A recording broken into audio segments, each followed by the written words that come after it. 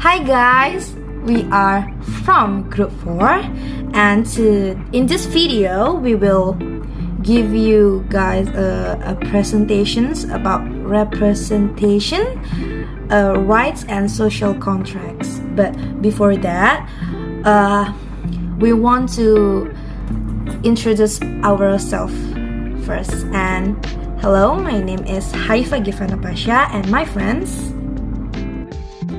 And I'm Angelica, Benry, Mariera.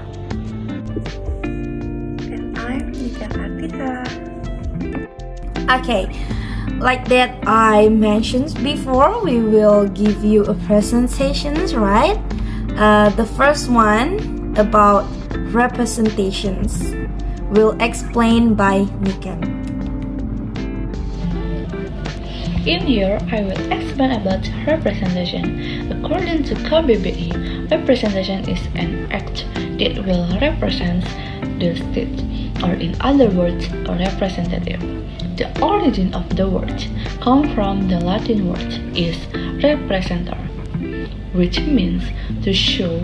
Of representation is a way for humans to understand each other. There are many types of representation.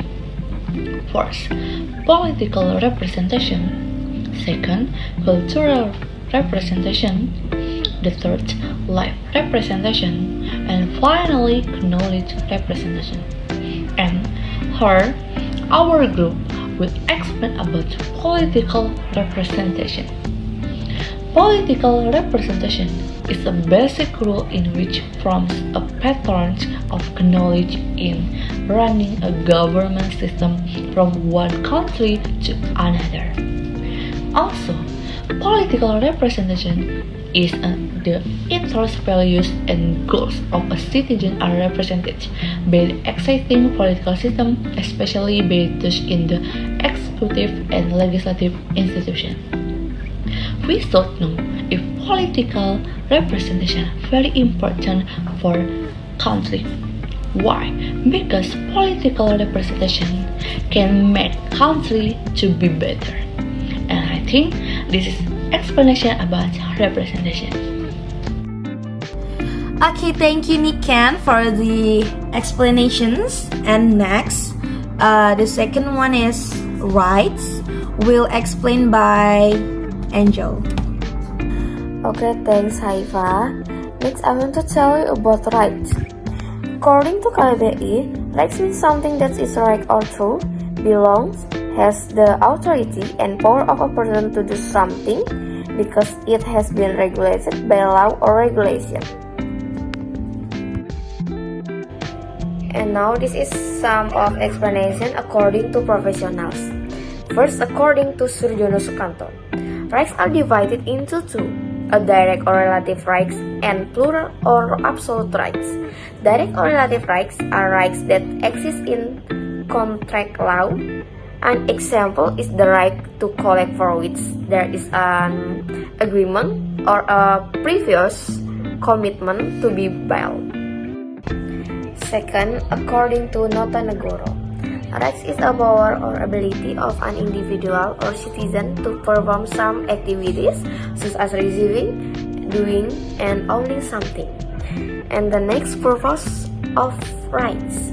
The purpose of rights is so that everyone can respect another vice versa and be carried out in accordance with values and norms.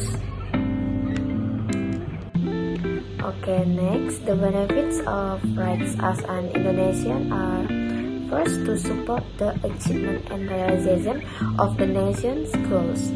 Second, to accelerate the process of national development. And the last, to realize an idea and democratic government. Example of realization of rights. First, judge yourself. Second, doing plagiarism. Third, defame people. Fourth, discrimination against a person. And then the last, bullying others of citizens. Okay, thank you. And next. Wow, Angel, thank you for the explanations. And the last one, finally, about social contract, will explain by Valda. Alright, thank you, Haifa. And first of all, let me introduce myself once again. My name is Valda Hafidziani, and here I will explain about social contracts.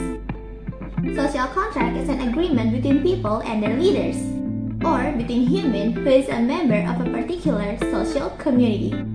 In a social contract theory, people give up some or all of their rights to the government and or the other authorities in order to keep abreast of the social order and improve the quality of life.